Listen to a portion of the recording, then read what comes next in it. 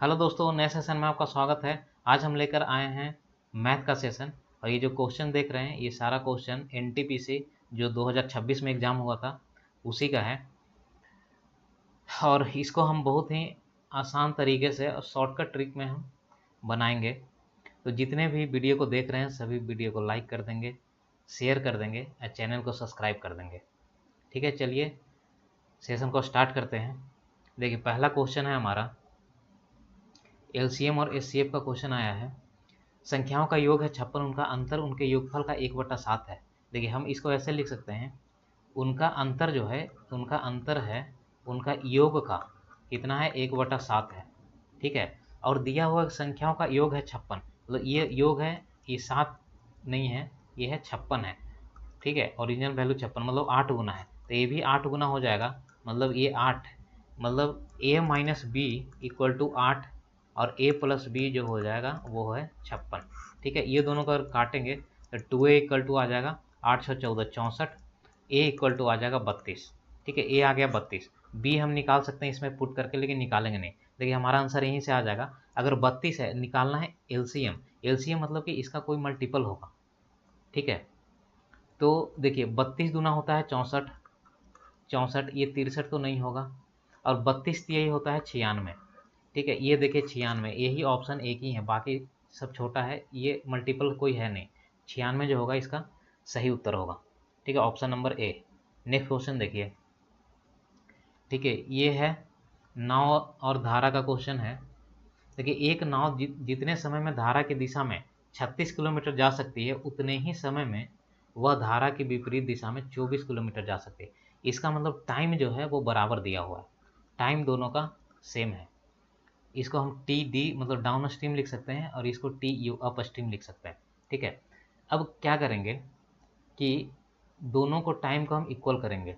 ठीक है, और एक चीज़ और दिया है, धारा की चाल 3 किलोमीटर है। देखिए, हम जो नाव नाव को हम लिखते हैं, जब नाव धारा में चलती है तो नाव को हम एक्स लिखते हैं।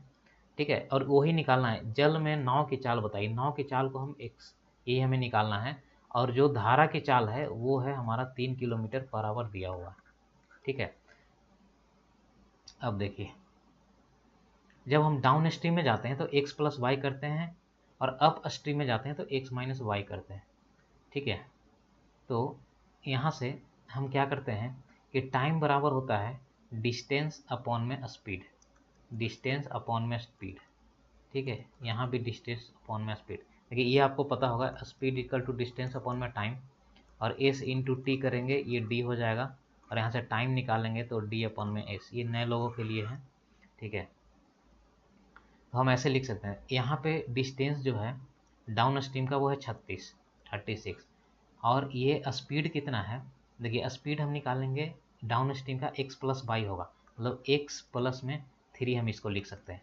और इसका ये डिस्टेंस कितना होगा, 24 है, 24, और इसका स्पीड होगा एक्स माइनस वाई, मतलब एक्स माइनस 3। ठीक है, ये दोनों को क्रॉस मल्टीप्लाई कर देंगे। ये देखिए, इसको काट दीजिए, 12 3 36 और 12 दूनी 24। ठीक है, ये दोनों क्रॉस करेंगे तो 3x माइनस 9 आएगा, और ये 2x प्लस 6 आएगा। ठीक है, अब ये दोनों को हम कैलकुलेट करेंगे तो ये आ जाएगा x, 3x minus 2x x, और इसको हम इधर जाके जोड़ेंगे तो 9 6 आ जाएगा 15, मतलब x इक्वल टू 15। ये हमारा जो ऑप्शन नंबर सी जो होगा सही उत्तर होगा। ठीक है, नेक्स्ट क्वेश्चन देखिए। समूह में 78 सदस्य हैं, सदस्य। ठीक है, सदस्य समूह बी में, ए में 78 हैं, बी में 22 सदस्य हैं, सी में 36 सदस्य हैं। ठीक है, इन समूहों के सभी सदस्य एक रेस्तरां मतलब एक रेस्टोरेंट में जाते हैं। समूह ए बी सी के प्रत्येक सदस्य द्वारा खर्च की गई औसत राशि क्रमशः 136 इतना इतना है। तो खर्च की गई औसत राशि निकालना है। देखिए, इसमें निकालना है हमको औसत, इसमें हमको, ये बहुत कैलकुलेटिव क्वेश्चन है। देखिए, इसको हम कैसे करेंगे। देखिए, ए बी सी, इसमें 78 सदस्य हैं, इसमें है 22 है, इसमें 34 है। ठीक है, इसमें हैं ये समूह जो है 136 रुपये खर्च करता है औसत, ये है 383 रुपये, और ये है 457। अब ये पूछ रहा है कि ओवरऑल बताइए कितना सदस्य जो कितना खर्चा हुआ है। हम इसको ऐड करेंगे, उसके बाद ये सबको मल्टीप्लाई करेंगे, उसके बाद हम इसको डिवाइड करके निकालेंगे। तो हम इतना तो करने नहीं जा रहे हैं, क्योंकि अगर इतना करेंगे तो काफ़ी एग्जाम में टाइम लगेगा। देखिए इसको यूनिट डिजिट से बना सकते हैं, यहाँ पे यूनिट डिजिट अलग अलग है। 8 छक्का 48, ठीक है, 8 छक्का 48, यहाँ पे आ जाएगा 8, 3 दूना 6, यहाँ पे आ जाएगा 6, और ये आ जाएगा 7 चौके 28, 8, ठीक है, मतलब 8 दूनी 16, 6 22 आएगा, 22, ठीक है, 22 मतलब 2, यूनिट डिजिट इसका 2 आ गया, ठीक है। इसमें हम डिवाइड करेंगे इसके, 8 2 10, 10 और 4 14, मतलब 4। 4 के टेबल में ऐसा अंक बताइए जिसके लास्ट में 2 आता है, ठीक है। 4 दूनी 8, 4 तिये 12, ठीक है, 4 चौके 16, 4 तिये 12। देखिए यहाँ पे 3 नहीं है कहीं, 4 चौके 16, 4 5 20, 4 चौके 24, 4 7 28, 4 8 32, ठीक है। इसको ना 8 बार में ही काटेगा पूरा का पूरा, ठीक है। ये ऑप्शन हमारा है, ऑप्शन एक ही है, 8 बार में। ये इसका आंसर जो होगा सही उत्तर ए होगा, ठीक है। हम यूनिट डिजिट से निकाल सकते हैं, इसको हम शॉर्ट इसको काट सकते थे, यहाँ पे 2 से इसको काट दीजिए, ठीक है। तो वैसे देखिए नेक्स्ट क्वेश्चन देखिए, देखिए इसमें दिया हुआ है कि एक त्रिभुज पी क्यू आर के क्षेत्रफल का दुगना है। त्रिभुज पी क्यू आर की भुजाओं का अनुपात, देखिए पी क्यू आर जो है, ठीक है, पी क्यू आर इसका दिया हुआ है 4 5 और 6, ठीक है। त्रिभुज का परिमाप है, मतलब पेरीमीटर 90 सेंटीमीटर दिया हुआ है, ठीक है। इसका मतलब 4 + 5 + 6 जोड़ेंगे, 6 5 11, 4 15, 15 जो है वो 90 के बराबर है, 15 छक्का 90, मतलब कि ये 6 गुना होगा तो 6 चौके 24, ये 6 गुना होगा तो 30 हो जाएगा, और ये 6 गुना होगा तो 36 हो जाएगा, ठीक है। इसको हम ऐड करेंगे तो ये 24, 30 और 36, ठीक है, ये आ गया, यानी कि ए बी और सी आ गया। अब इसको हम हीरोज फार्मूला से बना सकते हैं। जैसे हीरोज फार्मूला है एस इंटू एस माइनस ए, एस माइनस बी, और इसको एस माइनस सी करके, और जो आएगा उसको हम 2 से मल्टीप्लाई कर देंगे, क्योंकि दुगना है तो हमारा कोई आंसर आ जाएगा, ठीक है। इसका इस तरीके से ही बनेगा, इसका प्रोसेस हम बता दिए हैं। आप इसको कमेंट में बताइएगा इसका आंसर कौन सा इसका आंसर है, ठीक है। नेक्स्ट क्वेश्चन देखते हैं। देखिए एक पी क्यू आर है, ठीक है, पी क्यू आर, जहाँ ओ त्रिभुज Q O R 130 degree, Q एक बनाइए, ओ आर 130 डिग्री, मतलब ये जो है 130 डिग्री है। जहाँ ओ त्रिभुज पी क्यू आर का अंतः कोण है, अंतः कोण है, ठीक है, अंतः मतलब ये वाला अंतः कोण है, ठीक है। तो एंगल क्यू पी आर का मान बताइए, क्यू पी आर मतलब इसका बताना है। देखिए ये जो होता है इसका फॉर्मूला होता है Q O R equal to होता है 90 डिग्री प्लस में angle Q P R divided by 2, ठीक है। देखिए ये इसका होता है फॉर्मूला, क्यू ओ आर क्या है 130 डिग्री, ये 90 डिग्री प्लस में हमें निकालना है Q P R divided by 2। इसको माइनस कीजिएगा तो ये आ जाएगा कितना, 130 में से 90 जाएगा, ये आ जाएगा 40, 40 equal to angle Q P R divided by 2, और इसको मल्टीप्लाई कर दीजिए तो 80 डिग्री, ठीक है, 80 डिग्री आ जाएगा क्यू पी आर, यही हमें निकालना है, ठीक है, क्यू पी आर। तो आएगा 80 डिग्री, ऑप्शन नंबर ए जो होगा सही उत्तर होगा। नेक्स्ट क्वेश्चन देखिए, गिरीश ने एक परीक्षा में 572 अंक प्राप्त किए जो कि पूर्णांक के 28% से 30 कम है। देखिए अगर 28% से 30 कम है, अगर इसमें से हम 30 जोड़ देंगे तो 28% के बराबर आ जाएगा।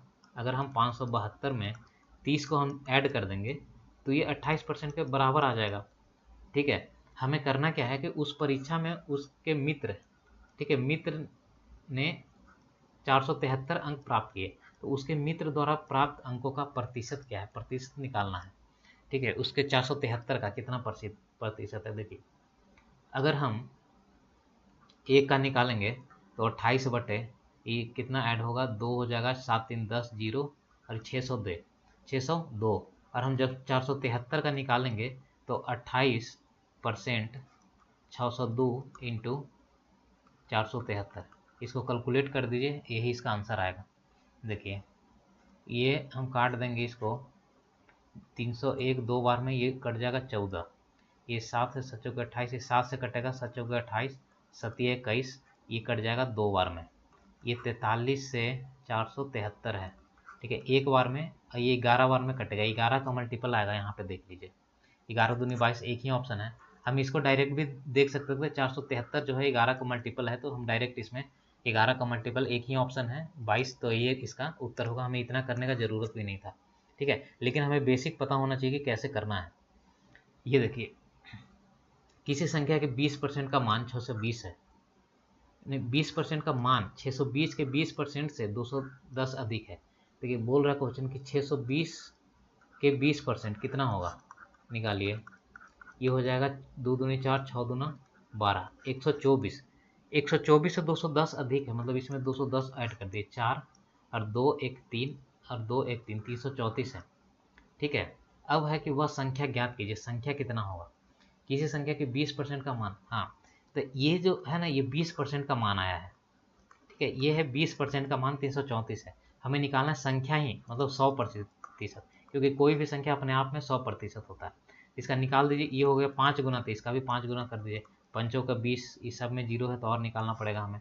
पंचों का 20, 2 5 15, 2 17, 7, ये नहीं होगा, ये नहीं होगा, 2 ऑप्शन फिर भी बच गया, पूरा निकाल दीजिए। 5 से 15, 2 17, 1 5 से 15, क्या पंचों के 20, 2 5 से 15, 2 17, 1 5 से 15, 1 16, 1670 जो होगा हमारा ऑप्शन नंबर डी सही उत्तर होगा। नेक्स्ट देखिए, पी किसी वस्तु को क्यू को 50% लाभ पर बेचता है। ठीक है, और क्यू उसी वस्तु को आर को 60% हानि पे। देखिए मतलब 3 लोग हैं, पी क्यू आर है। ठीक है, पी किसी वस्तु को क्यू को 50% लाभ पे, 50% लाभ मतलब 1/2, फ्रैक्शन में 1/2 लिखते हैं, तो मतलब लाभ है, तो 2 को 3 में हम इसको बेच दिया, ये पी क्यू को। ठीक है, अब क्यू उसी वस्तु को आर को 60% हानि पे, मतलब 60% हानि का मतलब हो गया कि 3 दूना 6 और 5 दूना 10, मतलब कि ये हो जाएगा आपका 5 में से 3 घटा दीजिए, 2 हो जाएगा।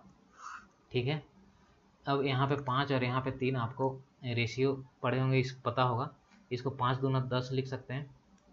ठीक है, ये हो जाएगा 15 और ये हो जाएगा 6।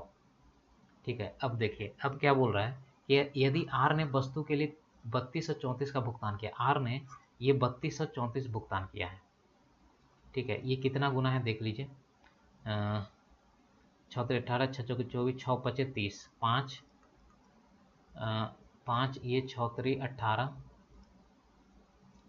6 18, ये बच गया कितना, 13 में से 8 गया, 8 5 13, ये 6 9 54, मतलब 539।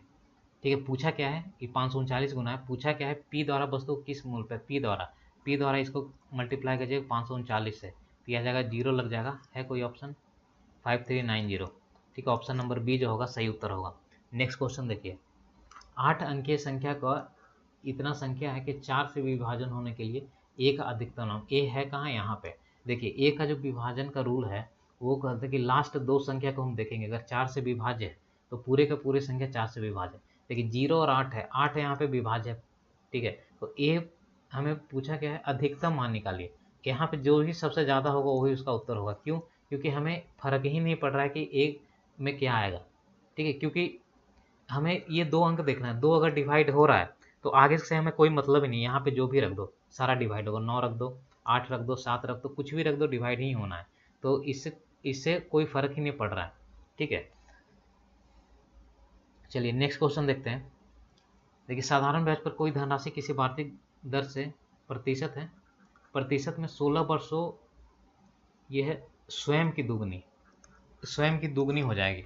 ठीक है, मतलब कि 100 का ये हो जाएगा 200 दुगनी। ठीक है, कितने साल में, 16 साल में। तो ठीक है, साधारण में कोई धनराशि किसी वार्षिक, मतलब वार्षिक दर ज्ञात करना है। ठीक है, इसका मतलब कि इसका माइनस कीजिए, कितना, ये है 200 माइनस 100, 100 होगा, 100 को 16 से भाग दे दीजिए, जितना आंसर आएगा, जितना इसको 16 25 80, 16 छक 96, 16 छक 96 आएगा, ये बच जाएगा 4। ठीक है, 16 दूनी 32, हमारे पास एक ही ऑप्शन ही है। ठीक है, 6.25। ये इसका सही उत्तर होगा। नेक्स्ट क्वेश्चन देखिए, नल एक टंकी की क्रमशः 4 घंटे और 38 घंटे में भर सकते हैं। ठीक है, ए और बी देखिए, ये है 4 घंटे और 38 घंटे में भर सकता है। तीसरा नल उसे 38 घंटे में खाली कर सकता है, 38 घंटे में खाली कर सकता है। ये दोनों को काट भी सकते हैं। ठीक है, यदि सभी नल एक साथ खोले जाए तो खाली टंकी को 1/4 भरने में, देखिए ये आएगा 4 ही, और 1/4 भरना है तो 1/4 को कर दीजिए, मतलब कि 1 घंटे में। ठीक है, 1 घंटे में इसको पूरी तरीके से भर सकता है। अब बेसिक से भी बना सकते हैं, देखिए सेम ही आंसर आएगा। देखिए 38 है, इसका हम अगर एलसीएम लेंगे तो कितना आएगा, ये आएगा आपका 38, देखिए 2 19 दूनी 38, 19 दूना 38, मतलब इसको मल्टीप्लाई करके कर लीजिए, उसके बाद आंसर सेम ही आना है, एक ही आएगा। डायरेक्ट इसको बना दीजिए, ज़्यादा करने का जरूरत भी नहीं है। ठीक है, नेक्स्ट क्वेश्चन देखिए, 13 संख्याओं का औसत 8 है, यदि प्रत्येक संख्या 7 गुना किया जाए तो नया औसत क्या होगा। ये हमेशा क्वेश्चन आता है, रेलवे के हर शिफ्ट में ये क्वेश्चन आता है, कभी ये गुना करता है, कभी ये जोड़ करता है, ऐड करता है, कभी ये माइनस करता है। तो इतना ध्यान दीजिएगा कि कोई भी औसत में कुछ भी करे, प्लस करे, माइनस करे या गुना करे, जितना से करेगा उतना ही वो बढ़ जाएगा। जैसे 8 में 7 से गुना कर रहा है तो 8 7 56, मतलब 56 आएगा, इसका सही उत्तर आएगा। नेक्स्ट क्वेश्चन देखिए,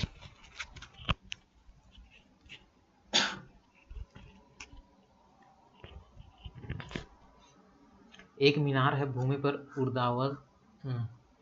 ऊर्ध्वाधर पर खड़ी है, भूमि पर एक बिंदु से जो एक मीनार के आधार पर देखें, ये जो है ये बोल रहा है कि 28.6 मीटर दूरी स्थित है, टावर के एक शीर्ष का उन्नयन कोण 45 डिग्री, मतलब ये 45 डिग्री है। ठीक है, मीनार की ऊंचाई ज्ञात कीजिए, मीनार की ऊंचाई मतलब इसका निकालना है। ठीक है, ये 45 डिग्री है। ठीक है, अगर आप इसको बेसिक से भी बना सकते हैं, नहीं तो अगर आपको याद होगा कि 45 डिग्री के सामने एक और एक, ये रूट 2 होता है। ठीक है, तो इसका जो वैल्यू दिया हुआ है वो 28.6 है। ठीक है, 28.6 गुना है तो ये भी 28.6 हो जाएगा, इसका उत्तर ये हो जाएगा। ठीक है, अगर ऐसे आपको नहीं पता तो ऐसे पता होना चाहिए, क्योंकि आप आसानी से इसको बना सकते हैं, ऐसे भी आप बना सकते हैं। देखिए ये दिया हुआ है 28.6, तो हमें ऐसा कुछ लाना है, जैसे आपको पता होगा कि sin 45, cos 45, tan 45। ठीक है, तो ऐसा कुछ लाना होगा कि इसमें परपेंडिकुलर और बेस दोनों आ जाए। ठीक है, जैसे हम यहाँ पे लिखते हैं tan 45 डिग्री होता है परपेंडिकुलर और बेस। ठीक है, और tan 45 का मान जो होता है वो 1 होता है। परपेंडिकुलर क्या है, यही तो हमें निकालना है। बेस होता है 28.6, तो हम दोनों को मल्टीप्लाई करेंगे, 1 इंटू 28.6, ये हो जाए, यही निकालना है हमें परपेंडिकुलर, तो ये आ जाएगा 28.6। ये बेसिक से भी बना सकते हैं, लेकिन आपको याद होना चाहिए एक और एक ये √2 होता है। ठीक है, अगर इसका दिया हुआ तो इसका निकाल सकते हैं, इसका किसी का भी निकाल सकते हैं। तो हमारा ऑप्शन जो होगा ए सही उत्तर होगा। नेक्स्ट क्वेश्चन देखिए, यदि किसी आंकड़े की माध्यिका उसके बहुलक से इतना कम है तो आंकड़े का माध्यिका उसके मान से अधिक होगा। देखिए उसके माध्य से अधिक होगा। देखिए ये जो एक इम्पेरिकल फॉर्मूला जो होता है, mode equal to 3 median minus 2 mean. ठीक है, इसी से ये क्वेश्चन बनेगा, और एक क्वेश्चन इसी फॉर्मूला से आता है। ठीक है, इसको क्या कर सकते हैं, देखिए ये जो दिया हुआ है उनके बहुलक से इतना कम है।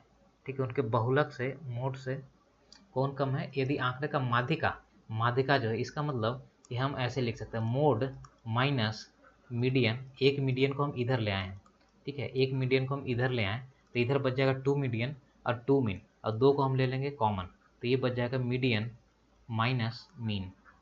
ठीक है, मीडियन माइनस मीन, तो हमें ये दिया हुआ कितना, 61.54 equal to 2 into median minus mean. ठीक है, अब इसको हम 2 को इधर लाएंगे तो ये 2 से डिवाइड हो जाएगा, यही हमें निकालना है, और इसी का हम भागा देंगे तो 2 तिये 6। ठीक है, 2 तिये 6, इसका मतलब यहाँ पे आएगा 0। 30 एक ही आंसर है, ऑप्शन नंबर ए सही उत्तर होगा। नेक्स्ट क्वेश्चन देखिए, उस समषष्टभुज का क्षेत्रफल ज्ञात कीजिए जिसकी भुजा की लंबाई इतना है। ठीक है, हेक्सागोन है ये। देखिए इसका एक फार्मूला होता है, इसमें 6 इक्विलैटरल ट्रायंगल है, समषष्टभुज है। इसका फार्मूला होगा जैसे इक्विलैटरल ट्रायंगल 3/4 इंटू ए का स्क्वायर, और 6 है तो 6 से हम मल्टीप्लाई कर देंगे। ठीक है, अब देखिए हम इसको मान ए का वैल्यू पुट कर दीजिए। ए कितना है 14√3 इंटू 14√3।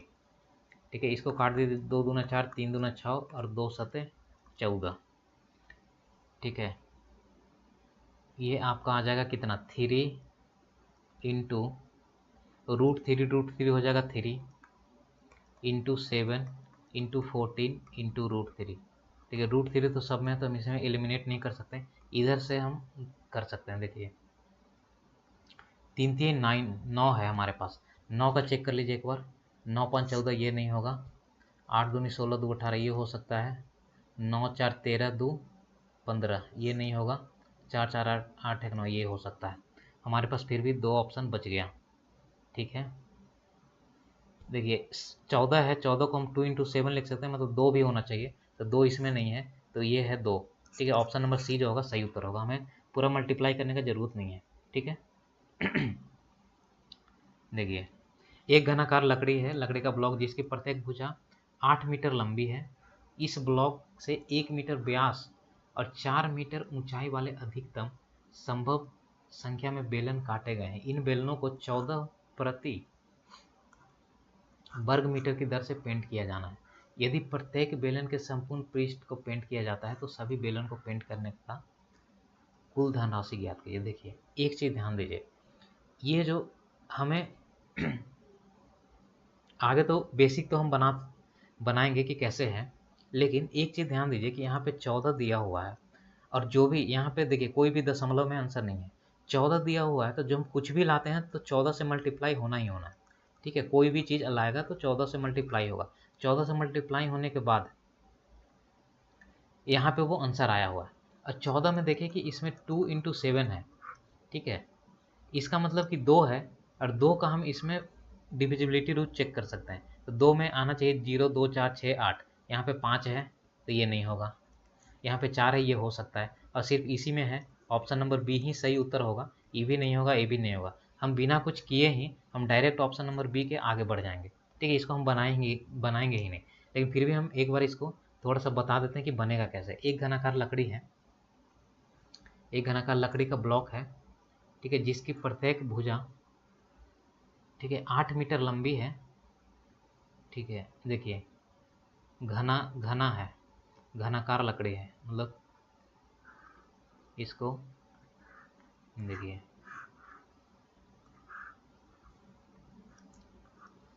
ये हो गया। ठीक है, अब ये बोल रहा है कि प्रत्येक भुजा 8 मीटर है, मतलब सारे जो है सब 8 है। ठीक है 8 है। इस ब्लॉक का 1 मीटर व्यास, मतलब 1 मीटर व्यास, ठीक है 1 मीटर व्यास का, और 4 मीटर ऊंचाई, मतलब 8 मीटर, इसको आधा से ऐसे डिवाइड कर सकते हैं 4 और 4। ठीक है, अधिकतम संख्या में बेलन काटे गए, बेलन काटा गया, इसका मतलब ध्यान दीजिए कि 4 मीटर ऊंचाई है, 1 मीटर इसका व्यास है, इसका मतलब कि ऐसे ही काटेगा। ठीक है, ऐसे, और 1 मीटर व्यास है, मतलब एक एक तो 8 ये होगा, तो 8 यहाँ पे कटेगा और 8 यहाँ पे कटेगा, मतलब 16 कटेगा। ठीक है, 16 कटेगा, समझ गए, और उसी में फिर हमें पेंट करना है, तो इस तरीके से हम इसको फार्मूला पे हम इसको पुट करके बना सकते हैं, लेकिन हमें इतना करने का ज़रूरत नहीं है, हम डायरेक्टली हम इसी से बन जाएगा हमारा क्वेश्चन। ठीक है, नेक्स्ट क्वेश्चन देखिए, वर्तमान में शरद की आयु उसके पुत्र की आयु की 3 गुनी है, उसकी पुत्री उसके पुत्र से 3 वर्ष छोटा है, यदि 3 वर्ष पूर्व इन तीनों व्यक्तियों की आयु का योगफल 63 वर्ष है। देखिए शरद है, ठीक है, शरद की आयु उसके पुत्र की आयु का, पुत्र की आयु मान लीजिए x है, तो शरद की आयु कितना 3x होगा क्योंकि 3 गुना है, और उसकी पुत्री का, ठीक है डाउटर हम लिखते हैं, डाउटर का 3 वर्ष छोटी है, किससे, पुत्र से, पुत्र का x है तो डाउटर का x - 3। ठीक है, ये हम ऐसे कर सकते हैं। अब देखिए यदि 3 वर्ष पूर्व इन तीनों व्यक्ति का आयु का योगफल 63 वर्ष था, ठीक है, 63 वर्ष था, 3 वर्ष पूर्व था, तो आज के टाइम में क्या, ये तो हम आज का माने हैं, प्रेजेंट का, तो इसका मतलब 3 वर्ष पूर्व जो होगा इसमें से -3 -3 -3 कर सकते हैं। तो हम -3 क्यों करेंगे, हम इसमें +9 हम जोड़ देंगे, ठीक है, हम आज का बता रहे हैं, क्योंकि पहले -3 होगा, ये भी -3 होगा, ये भी -3 होगा, तो हम आज जब आज में आएंगे तो इसमें हम +9 कर देंगे, ठीक है, तो प्लस जब 9 करेंगे तो ये आ जाएगा 9 3 12 72, ठीक है, और ये आ जाएगा x + 3x + x - 3, ठीक है, ये कितना आ गया 3 2 5 5x - 3 = 72, ठीक है, ये 3 इसमें आ जाएगा, ऐड हो जाएगा, तो ये हो जाएगा कितना 72 और 3 75, x = आ जाएगा 75/5, ये आ जाएगा 25 3 75 25, ठीक है। देखिए पूछा क्या है, तो शरद के वर्तमान आयु, शरद के कहाँ गया, शरद ये रहा, वर्तमान आयु कितना होगा 3 × 25, 25 दिए 75, नहीं ये 5 से काटे हैं तो एक बार में कटेगा, ये होगा 15, 15 × 5 = 75, तो यहाँ पे आएगा, ये आएगा 15, ठीक है, तो 15 तो ये होगा 45, 45 साल, ठीक है, ऑप्शन नंबर ए सही उत्तर होगा। नेक्स्ट देखिए, 60 किलोमीटर की चाल से चल रही है एक ट्रेन, विपरीत दिशा में 44 किलोमीटर की चाल से चल रही दूसरी ट्रेन को 30 सेकंड में पार कर दिया, दोनों ट्रेन की संयुक्त लंबाई गिना। आसान सा क्वेश्चन है, देखिए इसमें दोनों एक दूसरे विपरीत चल रही है, इसका मतलब दोनों ऐड हो जाएगा, 60 + 84 कितना हो जाएगा 4 814, 144 किलोमीटर पर आवर, इसको आप कर दीजिए, क्योंकि मीटर में निकालना है तो 5/18 से, ठीक है, 30 सेकंड में पार करता है, 30 से मल्टीप्लाई कर दीजिए, यही हमारा उत्तर होगा, ठीक है, इसको काट दीजिए, इसको 9 से काटिए, ये हो जाएगा 15, 9 1 मरतबा, इसको काटिए फिर 3 3 9, 3 5 15, 3 से इसको काटिए, 3 चौके 12 और 3 8 24, ठीक है, ये हो जाएगा 5 5 25, 48 × 25 कितना हो जाएगा,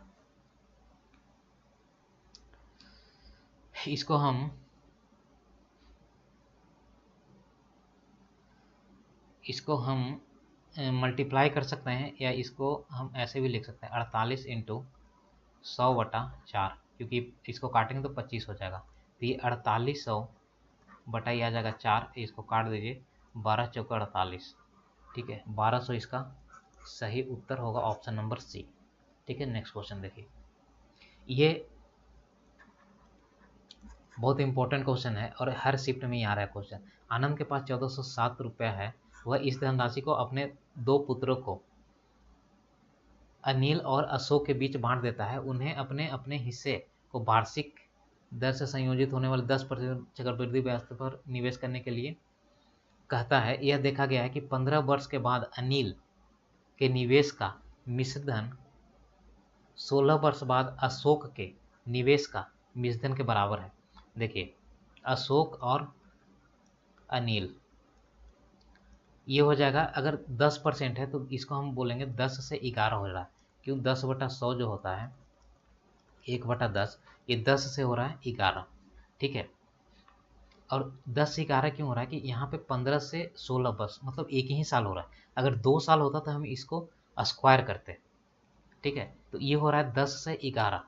और ये चीज़ ध्यान रखिएगा कि जिसका समय ज़्यादा लग रहा है तो उसका पैसा कम, और जिसका समय कम लग रहा है तो पैसा ज़्यादा, ठीक है, मतलब वो जैसे देखिए यहाँ पे 15 वर्षों का है, तो अनिल को हम जो 11, इसका 11 रेशियो है, इसका 10 रेशियो, इसका रेशियो कम होगा, ठीक है, क्योंकि इसका 16 वर्ष के लिए। देखिए दोनों को हम ऐड करते हैं 21 आएगा, 21 का वैल्यू जो दिया हुआ है वो दिया है 1407, ठीक है, इस कितना गुना है, ये है आपका 21 से डिवाइड कर दीजिए 1407 को, 21 छक्का 126, 4 और ये हो जाएगा 3 में से 1 गया 1 और ये 7, ये हो जाएगा 6 और 7 67, 67 गुना है। तो हमें पूछा है आनंद ने अशोक को, अशोक ये है, अशोक को निकाल दीजिए 67 गुना 670 जो आएगा इसका सही उत्तर आएगा, ठीक है, हम इसको आसानी से बना सकते हैं। देखिए ये है तृतीय अनुपात, ये भी एक क्वेश्चन जरूर ऐसा आ रहा है। तृतीय अनुपात इसका जो फॉर्मूला होता है A/B समानुपात B/C। ठीक है, अगर हमको C निकालना है तो इसको हम करते हैं B² डिवाइडेड बाई A। ठीक है, B कितना है, B है 24 है, 24 इंटू 24 डिवाइडेड बाई 16। इसको काट दीजिए, 8 दूना 16, 12 दूनी 24, 4 दूना 8, 6 दूनी 12, 4 छक्का 24, 6 छक्का 36 जो होगा हमारा सही उत्तर होगा। ठीक है, option number B. Next question देखिए, तीन दोस्त हैं एक्स वाई जेड। ठीक है, एक्स वाई जेड 4, 2, 5 के अनुपात में निवेश करते हैं, 4, 2 और 5 के अनुपात में निवेश करते हैं। एक व्यवसाय शुरू किया है। ठीक है, 6 माह बाद एक्स ने अपनी पूंजी का आधा हिस्सा निकाल लिया है। एक्स जो है 6 माह बाद, इसका मतलब कि 2 निकाल लिया है, ये 2 निकाल लिया है। ठीक है, आधा मतलब 2 निकाले, फिर भी 6 महीना तो रहेगा इसका, मतलब 6 चौके 24। ठीक है, 24 रेशियो तो रहेगा क्योंकि 6 महीना तक इन्वेस्ट किया है, और इसमें भी 6 महीना इन्वेस्ट किया, मतलब कि 6 दूना 12। ठीक है, 12 और 24 इसको ये यहाँ पे निवेश किया है। इसका कोई भी इसका 12 से मल्टीप्लाई करेंगे, इसका भी 12, क्योंकि पूरे हम ये पूरे महीने रखा है तो 12 दूनी 24, ये हो जाएगा 12 पचे 60। ठीक है, इसको ऐड कर दीजिए, कितना होगा 12, 24 और 12 कितना 4 2 36, प्लस में ये हो जाएगा 24 और प्लस में ये हो जाएगा